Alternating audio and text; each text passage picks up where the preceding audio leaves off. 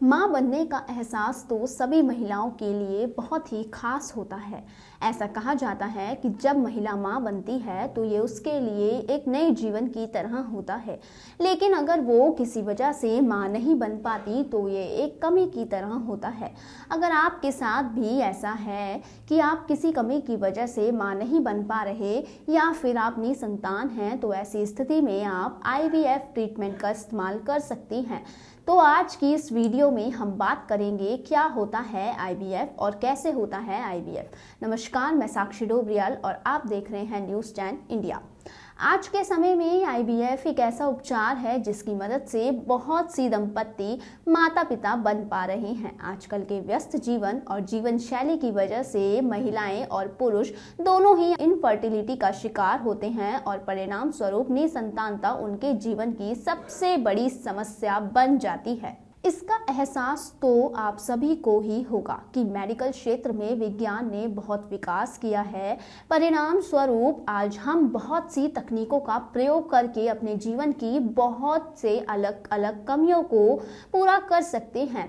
IVF उन्हीं तकनीक विकासों में से एक है। IVF ट्रीटमेंट भी उन्हीं तकनीक विकासों में से एक है। तो आइए जानते हैं क्या होता है IVF। In vitro fertilization treatment को IVF कहा जाता है।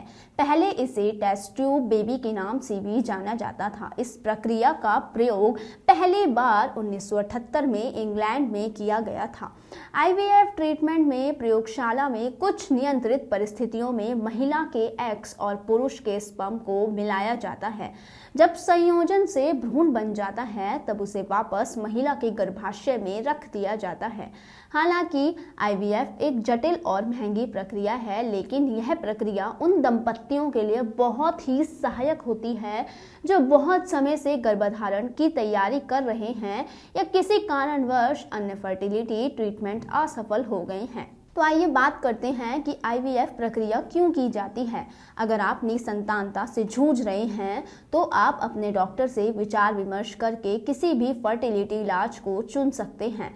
अगर आपका डॉक्टर आपको IVF कराने की सलाह देता है तो उसके लिए बहुत से कारण हो सकते हैं, जैसे कि स्पर्म कम होने की स्थिति, PCOD जैसी स्थितियों के कारण ओव्यूलेशन में समस्या, फैलोपियन ट्यूब के साथ भी समस्या अगर दंपति में से किसी ने नसबंदी कराई है। इसके अलावा फर्टिलिटी इलाजों की असफल हो जाने पर। इसके अलावा IVF प्रक्रिया के लिए आप डोनर स्पर्म या डोनर एग का भी प्रयोग कर सकते हैं। इस प्रकार की प्रक्रिया उन दंपत्तियों के लिए लाभकारी होती है जो किसी प्रकार के गंभीर आनुवंशिक विकार से पीड़ित हैं और अपने बच्चों में उस विकार को नहीं चाहते हैं। साथ ही यदि कोई महिला या पुरुष कम आयु में कैंसर से पीड़ित हो जाते हैं, उस स्थिति में भी वे अपने स्वस्थ अंडे या शुक्राणु को IVF की सहायता से भविष्य के लिए बचा सकते हैं। ऐसा इसलिए भी किया जाता है क्योंकि कैंसर के इलाज के लिए कीमोथेरेपी और रेडियोथेरेपी का प्रयोग किया जाता है जो प्रजनन क्षमता को नुकसान पहुंचा सकती है। कैंसर के इलाज के बाद इन एग्स या स्पर्म को IVF प्रक्रिया के लिए प्रयोग किया जाता है। आइए जानते हैं IVF प्रक्रिया किस प्रकार की जाती है। IVF प्रक्रिया करने से पहले अपने डॉक्टर से ज़रूर सलाह लें कि क्या आप IVF के लिए सही कैंडिडेट हैं या नहीं। डॉक्टर के अनुसार ही IVF कराना चाहिए। यह प्रक्रिया कई चरणों में पूरी होती है, जिनमें शामिल है ओवेरियन स्टिमुलेशन, महिला की ओवरी से एग निकालना, पुरुष से स्पर्म प्राप्त करना, फर्टिलाइजेशन और महिला के गर्भ में भ्रूण स्थानांतरण। IVF के एक साइकिल में लगभग 2 से 3 सप्ताह लग सकते हैं और 1 से अधिक साइकिल की आवश्यकता भी हो सकती है। Ovarian stimulation. अगर आप IVF के दौरान अपने खुद के एग का प्रयोग कर रहे हैं तो साइकिल की शुरुआत में आपकी ओवरी को कई अंडे बनाने के लिए स्टिमुलेट यानी कि उत्तेजित किया जाता है। इसके लिए आपका डॉक्टर सिंथेटिक हार्मोन के साथ इलाज शुरू करेगा और 1 से अधिक एग की आवश्यकता इसलिए होती है क्योंकि कुछ अंडे निषेचन के बाद सामान्य रूप से निषेचित या विकसित नहीं होते। इस प्रक्रिया में आपका डॉक्टर आपको बहुत सारी दवाइयाँ भी दे सकता है, जिसके लिए आपका डॉक्टर कई टेस्ट कर सकता है कि कौन कौन सी दवाओं का प्रयोग करना चाहिए और उनका प्रयोग कब करना है।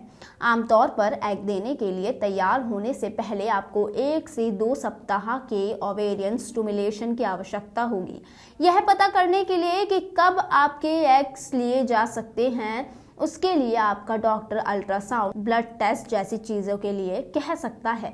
ओवरी से एग निकालना। ओवरी से एग निकालने की प्रक्रिया महिला के ओवुलेशन प्रक्रिया के सही 34 से 36 घंटे बाद की जाती है। यह प्रक्रिया सामान्य तौर पर डॉक्टर के ऑफिस या क्लिनिक में भी की जा सकती है।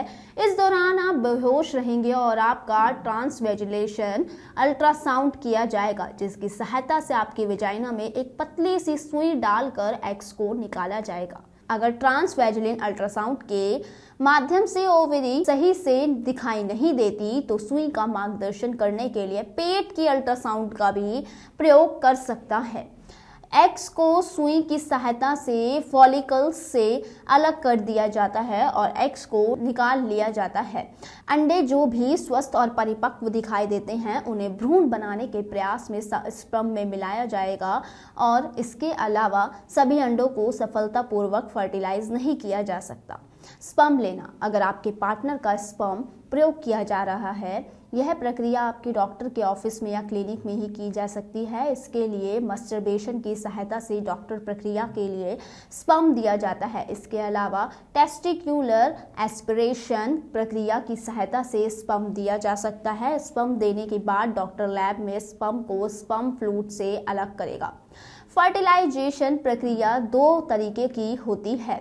इसका प्रयोग 2 तरीकों से किया जा सकता है। पारंपरिक गर्भाधान के दौरान स्वस्थ स्पर्म और परिपक्व अंडे की साथ में मिलाया जाता है और रातों रात ऊष्मायन किया जाता है। Intracytoplasmic sperm injection. इसमें एक स्वस्थ स्पर्म को प्रत्येक परिपक्व अंडे के सीधे इंजेक्ट किया जाता है और ICSI का प्रयोग अक्सर तभी किया जाता है जब स्पर्म की गुणवत्ता या संख्या के साथ कोई समस्या होती है।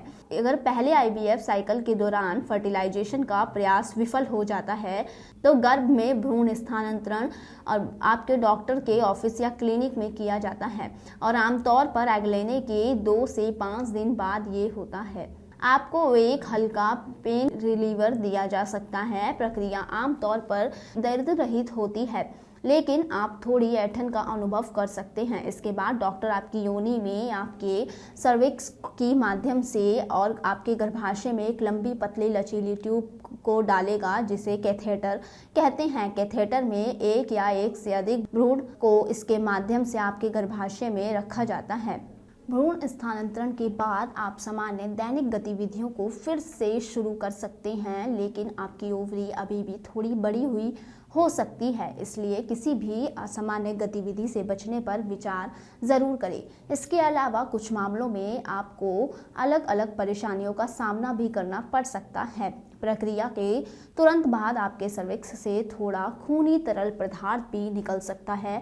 उच्च एस्ट्रोजन के स्तर के कारण ब्रेस्ट में अनुभव किया जा सकता है। पेट फूलने का अनुभव, हल्की ऐंठन की समस्या भी हो सकती है, साथ ही कब्ज की समस्या। अगर आप भ्रूण स्थानांतरण के बाद थोड़ा या तेज दर्द महसूस करते हैं तो तुरंत अपने डॉक्टर से संपर्क कर सकते हैं।